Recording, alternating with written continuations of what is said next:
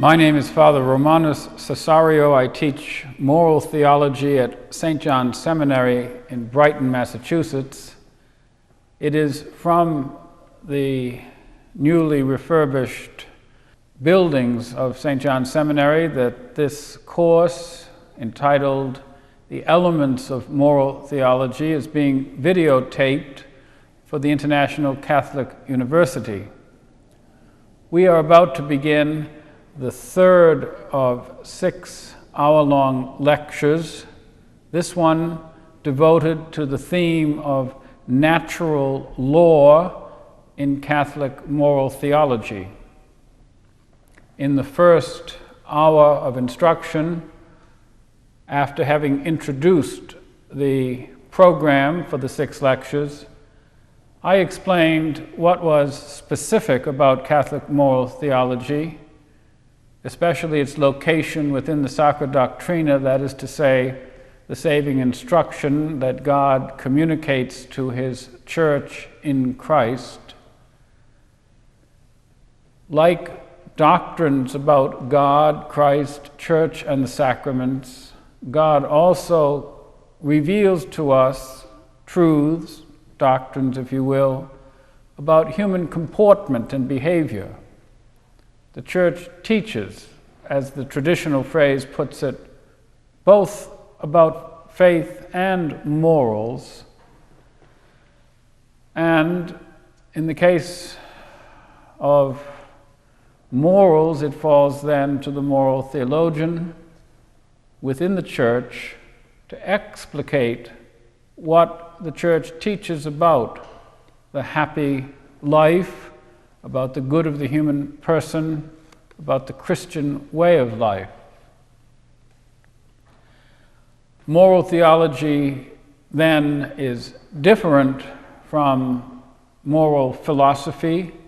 Indeed, an argument can be made that it is different from secular ethics, not only because the moral theologian is bound to receive the principles of his or her discourse from divine revelation, but also because, being part of a theological instruction, moral theology seeks to present the big picture, that is to say, the big picture about the human creature in God's plan, the plan that God has ultimately realized in Christ. A Calvary scene that has been part of the St. John's campus for more than a century. Today it is covered with snow, but that Calvary scene reminds all of the seminarians and other students who pass through our beautiful campus here in Boston that the truth being taught within this seminary, indeed within any school of Catholic theology, is a truth that flows from the cross of Christ. Ultimately, what makes the moral theologian's task unique is that he must explain why right conduct, proper living, good action in this life always carries with it the mark of the cross. One theologian has observed that the Christian life is cruciform by definition, because no disciple of Christ is greater than the Master, and no one can escape the imprint that the cross leaves on every action, indeed, on everything that exists in the world. In the second lecture, we spoke about some remote background to the work of the moral theologian, to the discourse of the moral theologian, to the instruction that the moral theologian must give about human life. And there we examined the anthropology that undergirds these lessons in moral theology, the anthropology of the image, of the imago, of the Imago Dei. Man, created after the image of God, the human creature, bearing that image in his or her very constitution, precisely as a human creature. This imaging is an imaging that no one can escape, no one can shrug off, no one can renege upon. It is there because God has put his imprint on us in the same way that he has put 2 hands, 2 feet, 2 eyes, and anything else that is constitutive of our being human. And still, because the mystery of Christ's love that we referred to earlier, and which is represented above all by his death on the cross, is a mystery of free love. Christ gives himself freely to the will of the Father. It entails his death. Everything that transpires within the world of grace has its origin in a free gift and its completion in a free response, which, truth to be told, is itself God's gift to us. You will recall, if you attend Catholic Mass, especially during weekdays, that in the preface for the saints, the Church recalls a phrase of St. Augustine that teaches us that when God rewards the merits of his saints, it is his very own gifts that he rewards. So both the gift from God's part is free, the response is free, and itself a gift. And this interaction of divine initiative and human response brings from the image of nature that belongs to every human creature, simply because that man or woman is born into the world, brings that image of nature to a flourishing in what we call the image of grace, sometimes called the image of conformity, because the one who lives by divine grace, who is conformed to Christ and to his cross, again the word cruciform comes to mind. The one who lives in that state of conformity lives in a state of friendship with God, of loving union, and this is a work only God can initiate, a work only he can achieve.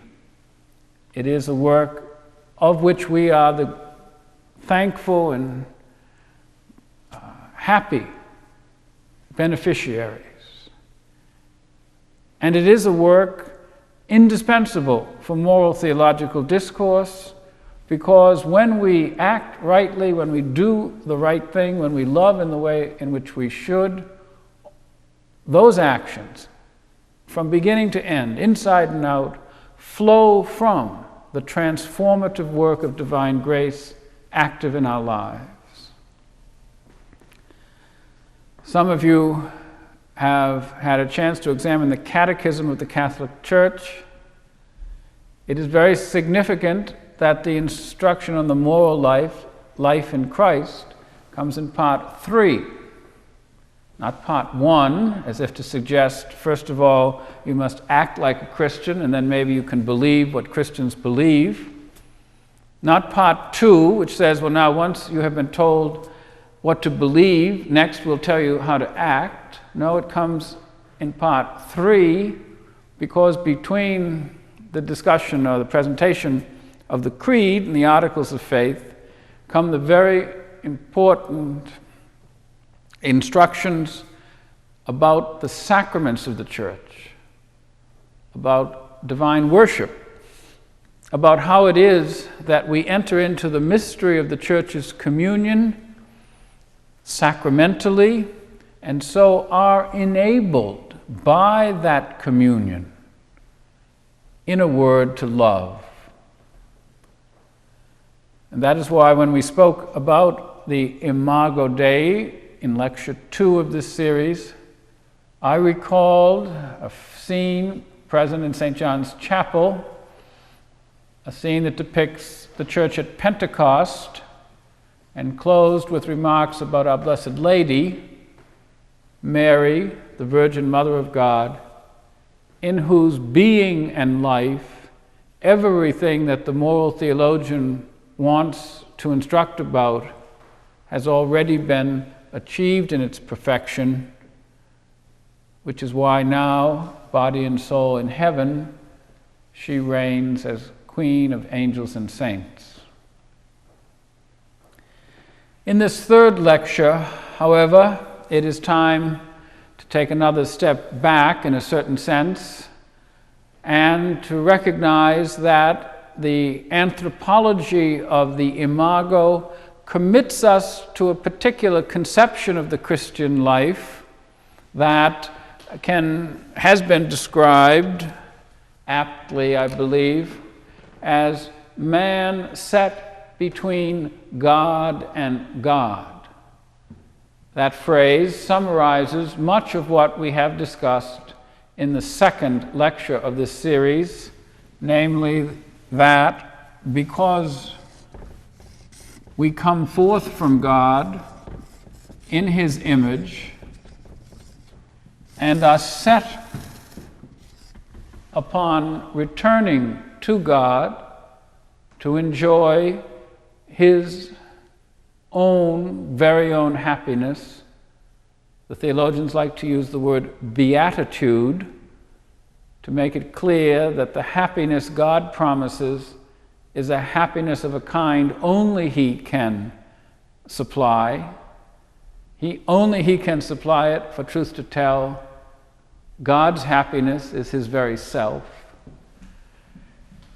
Man set between God and God as origin and goal.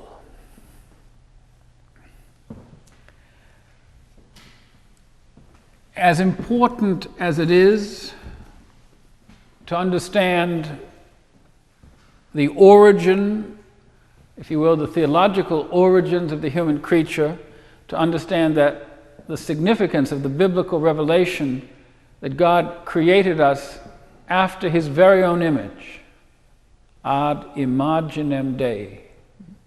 As important as that is, to know the kind of creature that man is, equally important is knowledge about our destiny, our goal, our end term. Sometimes people speak about the word objective. I prefer to retain the classical language of end, which, while unfamiliar to many, at least used in this context, avoids the unhappy implications of words such as objective or goal that can suggest something that is created by the individuals, something which comes, as it were, adapted already to our personal preferences, desires, likes, and so forth. I prefer rather end, which is a translation of the Greek word telos, or in Latin finis,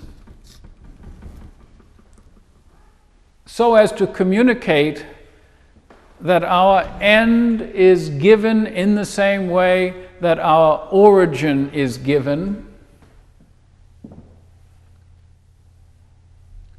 Recall the text from St. Augustine, which I have already referred to.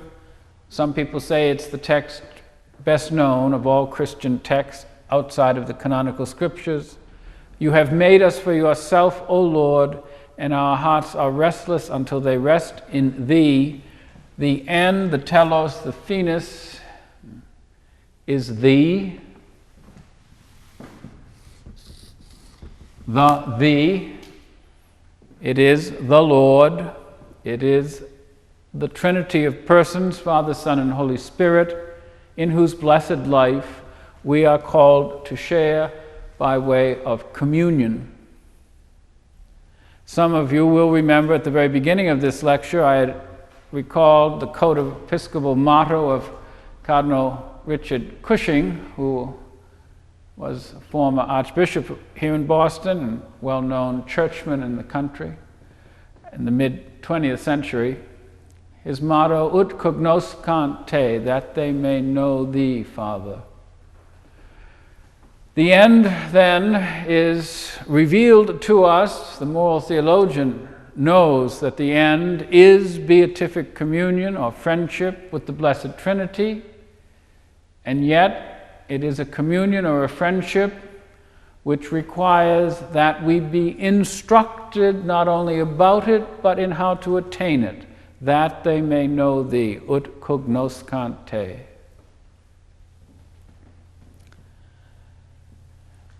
Man then set between God and God. Set because the most interesting and important feature, shall I say the most specifically interesting and important feature of the moral theologian's discourse, and what most people expect to hear from moral theologians, is what happens between, if you will, what happens in the setting. I frequently tell the students that this line represents life. It can represent an individual's life. It can also represent the life of the whole human race. For it remains the truth that this setting is a setting which emerges more and more to be the way that Christ himself walked. Indeed, this setting, this line, this life emerges more and more as we come to realize God's plan to be Christ himself, who said, I am the way, the truth, and the life.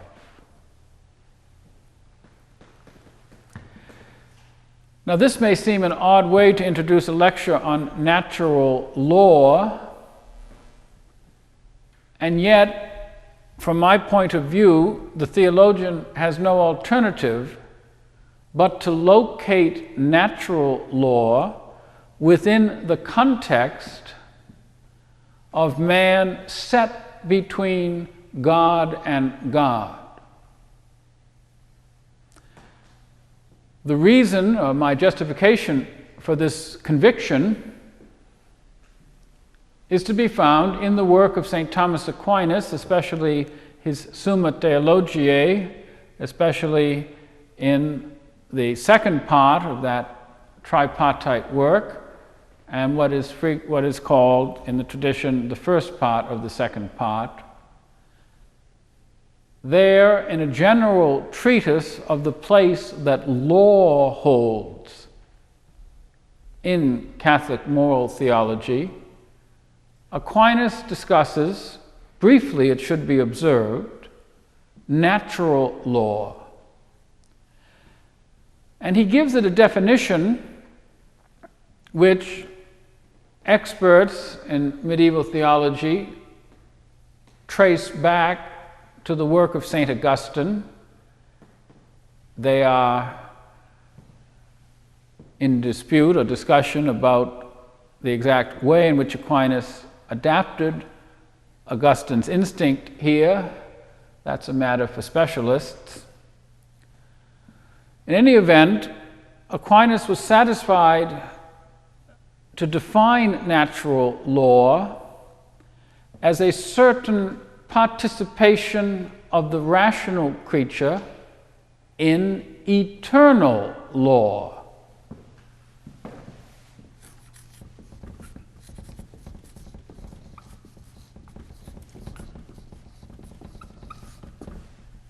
Now, St. Augustine had used the expression eternal law to express how it is that God governs everything that he has created.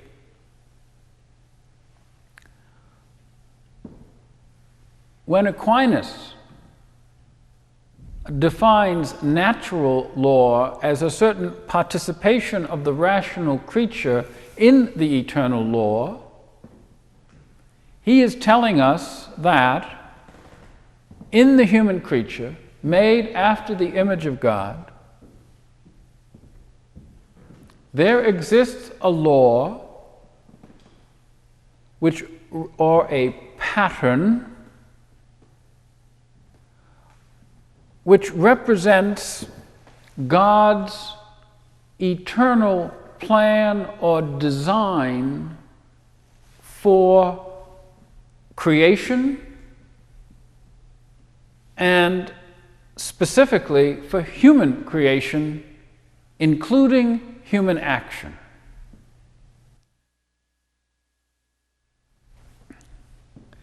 Now, this is a very large claim, and it certainly is a claim that is difficult to advance in a cultural setting such as our own, when people are more or less persuaded that what makes them unique as human creatures is not that they are in some way shaped by a divine plan or pattern, but contrarily, that they are freed from any kind of constraint, patterning, freed from any plan not of their own choosing, which is to say that they are persuaded that what makes them unique as persons is their own autonomy, not, to use a phrase that has been reintroduced into Catholic discourse by Pope John Paul II, in any way subject to a power or authority that is heteronymous, that is to say, other than belonging to their own subject or person. And yet it is the case that the tradition is fairly uniform in insisting that natural law must be interpreted, from a theological point of view at least, with reference to the eternal law, which is a way of speaking about God Himself. You know that God's simplicity, that is to say, the fact that He is not made up of parts, means that we can't put things into God. Everything that is God is. He possesses nothing. The theologians debate whether eternal law is a name for God, but they do agree that to the extent that eternal law is God's way of governing the universe, then eternal law is a name for God Himself. For God has no alternative but to govern through Himself, through His very being. And this, of course, leads to a question that perhaps divides some of traditions within Catholic moral theology, and it is the question of whether the eternal law refers more to the divine will or to the divine intellect or knowledge. I think you can see some of the implications for that discussion among schools of moral theologians if you for a moment simply reflect that will and knowledge are two alternative ways of interpreting the divine plan or pattern. if we agree with Aquinas that natural law is our participation in the eternal law, then we have to ask the question of what constitutes that participation. Is it because God wills certain actions for me and does not will others? Is my participation, and therefore natural law, to be thought of as residing in or shaping principally my affective powers or the executive powers of my will, you might say my choosing? Is that how I participate in natural law, when my choices conform to God's choices?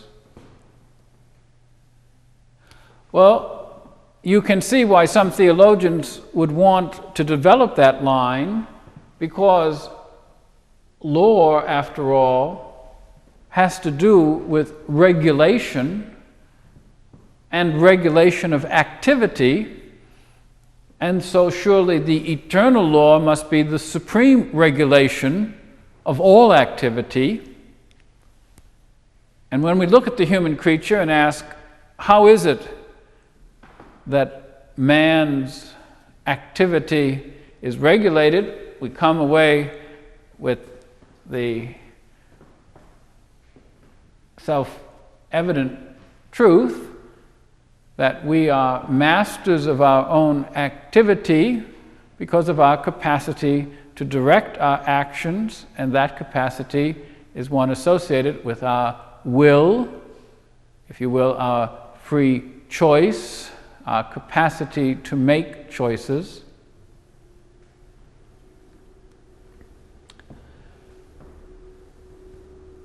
But there is another school of theologians who prefer to interpret eternal law less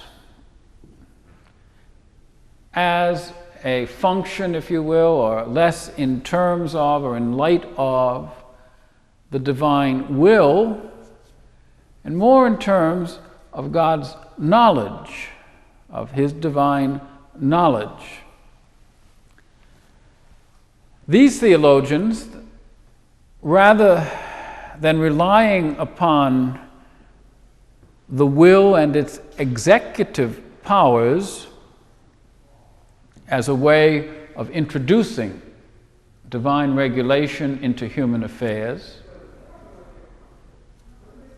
see the eternal law as a way of representing how it is that God knows the world to be. They see then the natural law as part of the imprint or pattern of the image, but now more specifically associated with the dynamism of the image and the movement of the creature towards perfection or fulfillment, that is to say, toward the end, or the telos, or the finis. You may wonder why I introduce these other terms or translations in other languages for end. The reason, of course, is that shortly we will return to the expression or the word, the term teleology, and that means a moral theological discourse that centers around a concern for the end, thus telos, teleology. To return then to those theologians who understand that natural law is a participation in eternal law, and that eternal law represents how it is that God knows the world to be, these theologians then argue that natural law is a heightening of the image. It is a heightening of the image with respect specifically to those good ends that themselves are God-given and which represent those things which perfect or complete the human person, and which constitute then his or her felicity or happiness or beatitude.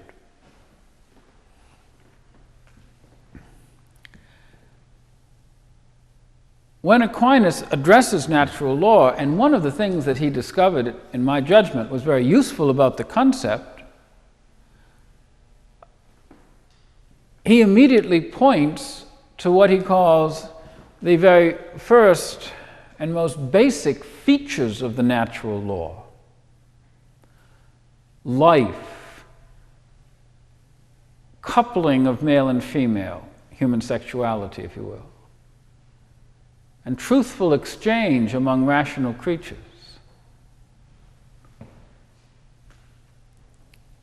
You see, he has pointed to certain ends.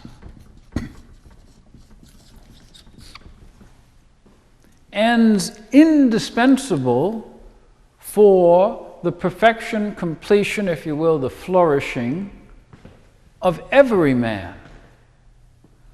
The most obvious is life itself. If something is done to end our biological life,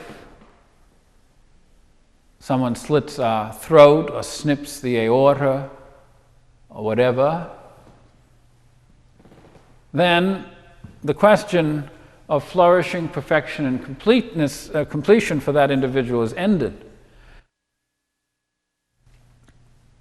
The first movement of natural law, the first inclination of natural law, you could even keep the legal metaphor and say the first precept of natural law, is to protect and preserve and to make life flourish. The same can be said for the whole human race. The coupling of male and female and the procreative act that is inscribed in that coupling by divine design, and the fact that male husband and wife, once become parents, assume a responsibility for the upbringing and rearing of their children. This is an end that is inscribed in the human race in such a way that without it, we wouldn't be here conducting these lectures. And that this is a natural end, and that this is an inclination that is part of natural law, that this reflects how God knows the world to be, should be clear to everyone who's listening to these lectures, indeed should be transparently clear to every human being.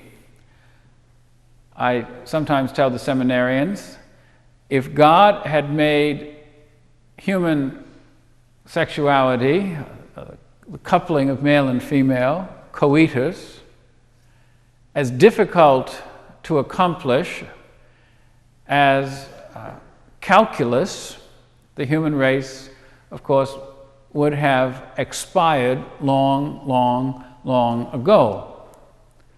The very fact that man and woman come together with a natural spontaneity that we have come to identify as, speak about in terms of human sexuality, is a witness, and perhaps the most transparent witness when it is not abused in one way or another, to the natural law, and to the natural law as a participation in the eternal law.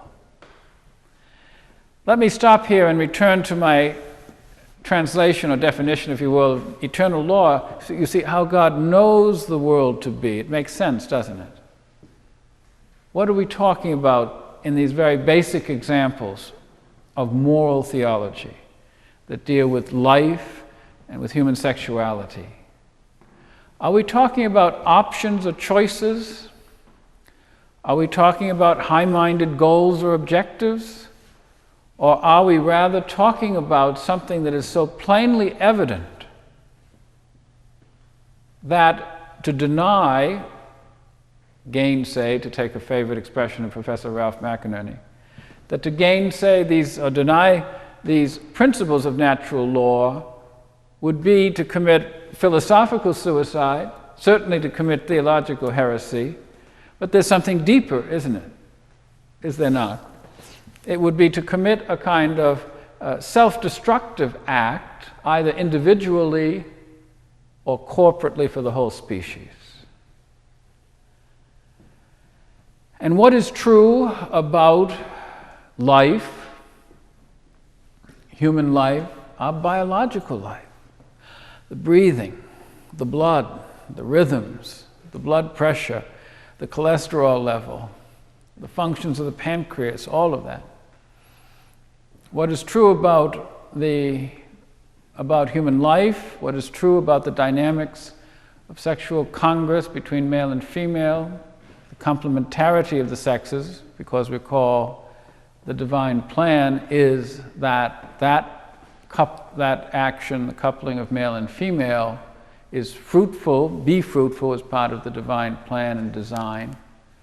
As we all know from the debates around Humanae Vitae, you have to take an action to stop it to stop coitus from being fruitful, and to sterilize them. Therein lies, by the way, the malice of sterilizing the mating act, because it takes away from the union of man and woman something that by God's plan, design, pattern, how God knows the world to be, is there, and is there for a purpose, a goal, an end, a perfection. In this case, of course, it is the perfection of the human race that needs to develop and multiply.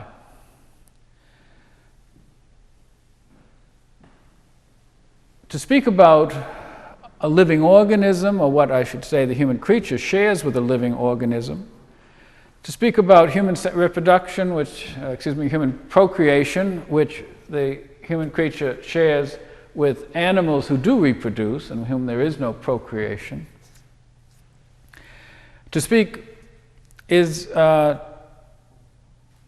say an awful lot already about the creature and about the creature made in the image of God. You know, it had been the case from the time of the fathers, and the reasons for this are for historians to judge, to back away from the claim that the image of God resided in the human body. The theologian said, well, yes, it's there, but it's there derivatively, secondarily. Rather, they asserted the image of God, of course, lies mainly in the soul, the spiritual power, the spiritual part of man, if you will. They made that claim, of course, because it seemed that the spiritual part of man most imaged or resembled or looked like the pure spirit that God is. And it is to the great credit of the present Holy Father, Pope John Paul II, to have modified that claim in a very significant way, and to say that we should not speak so much about the body as a secondary and derivative participation in the imaging of God, but we should look to the body itself as reflecting the truthfulness, the beauty even, and the image of God. You know his beautiful phrase, the nuptial meaning of the body, by which he communicates so much about the coupling of male and female. And it strikes me that this insistence on the part of John Paul II is a very important one, and that we should not overlook its significance. Why? Because the temptation on the part of many of our fellows, our contemporaries, is of course to want to reduce the body to something, to a thing, and to fall something short of bearing the divine image. And this explains, without jumping ahead too much, why it is that there's so much controversy about sexual morality, and now about morality that deals with human life. The Holy Father has written an encyclical Evangelium Vitae, the Gospel of Life, in which he announces that the Gospel needs to make it very clear the value of human life, the first inclination of the natural law. And if the Gospel doesn't illumine this truth, without necessarily changing any of the precepts, because you don't need revelation to know that murder, euthanasia, or abortion are wrong, still, without the illumination that the magisterium and the gospel brings to these points, then we fall into what he has, of course, termed the culture of death. That having been said, there still remains the perfection of the human person, which is the specifying perfection, the capacity for man to engage in communication, rational communication. And this brings us to one of the third examples that Aquinas gives as the primary, principal, foundational inclination, precept, determination of natural law, and that's truth-telling.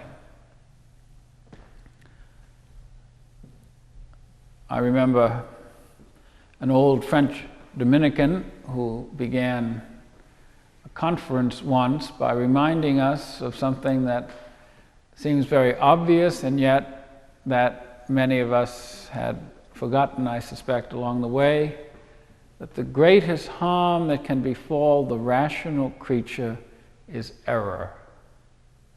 And error about the highest truths, the highest goods, constitutes the most serious harm. I say many of us had forgotten it because in a climate that surrounded much of the theological writing of the mid-20th century, we had been introduced into pluralism and into the notions of respect for the opinion of others. These notions are, of course, of great importance still in the Church. And yet, at the same time, as Pope John Paul II has observed on a number of occasions, pluralism is never a code word for false Irenicism, still less for relativism.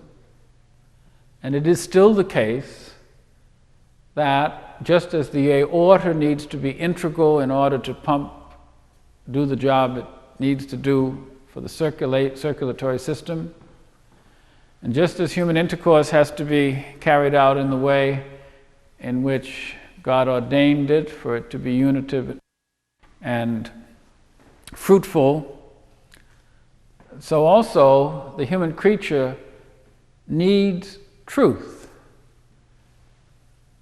Needs truth to perfect him or herself, precisely as a rational or intelligent creature capable of knowing the truth, capable of distinguishing truth from error.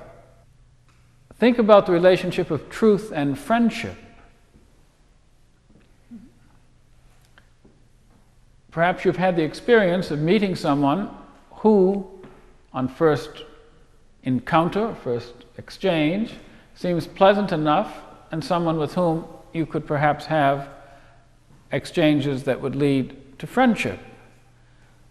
But in the course of those exchanges, you discover that the potential friend never completely communicates the full truth about whatever it is that is appropriate to communicate at a given moment.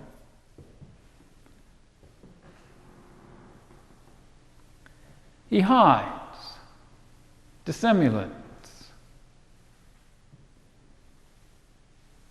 perhaps deceives, but in any event, backs away from the kind of truthful exchange or communication that is appropriate for the kind of friendship that is at stake. When that happens, which is to say, truth is not pursued, truth is not achieved, the perfection of truth doesn't happen, there's something, of course, missing in the one who deceives or is untruthful, perhaps incapable of being truthful. And such a person is constitutionally unable to enter into the kind of friendship and to the kind of communication with others that is a mark of our life together as human beings and, as Aristotle said, social animals.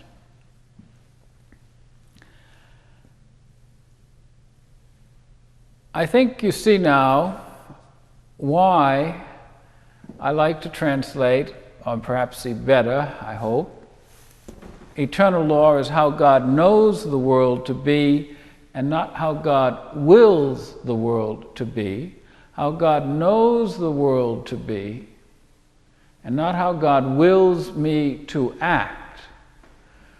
Because natural law is a way of expressing those things we need to embrace, to pursue and embrace, in order to achieve the perfection of what John Paul II most recently has termed the good of the human person. Teleology is a code word, it is shorthand for everything that is constitutive of the good of the human person. It is about this good that the Church claims to be a master. And this explains why, to the surprise of some, in the 1993 encyclical Veritatis Splendor, Pope John Paul II provided very elaborate and substantial remarks about the natural law.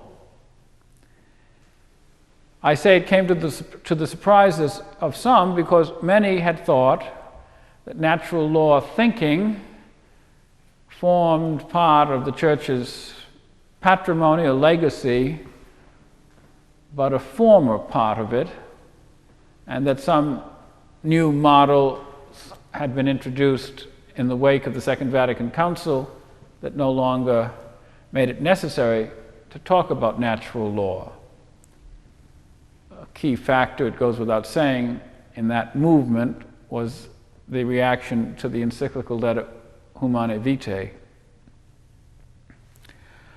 I want to point out, for those of you that are interested in natural law and in the other themes that are part of this series, insofar as it is informed immediately by the encyclical letter Veritatis Splendor, a book that I edited with Father Augustine de Noia, who is the chief theologian for the U.S. bishops. It contains essays by outstanding theologians and one essay by myself. So there are 9 outstanding and 1 not so outstanding theologians whose commentary on Veritatis Splendor have been conveniently collected in a book published by Midwest Theological Forum and distributed by our Sunday Visitor. The book is entitled The Splendor of the Truth, Veritatis Splendor, and the Renewal of Moral Theology, studies by 9 outstanding scholars.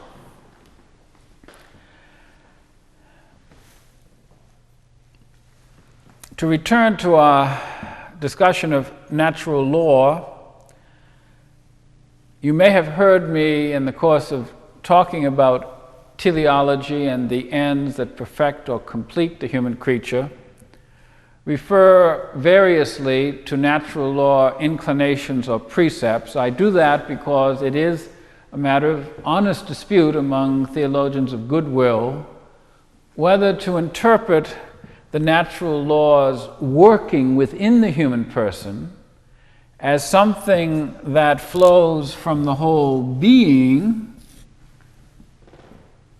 of imago, thus the inclinations of natural law. Inclinations because the natural law represents settled convictions within human nature that can be verified by experience.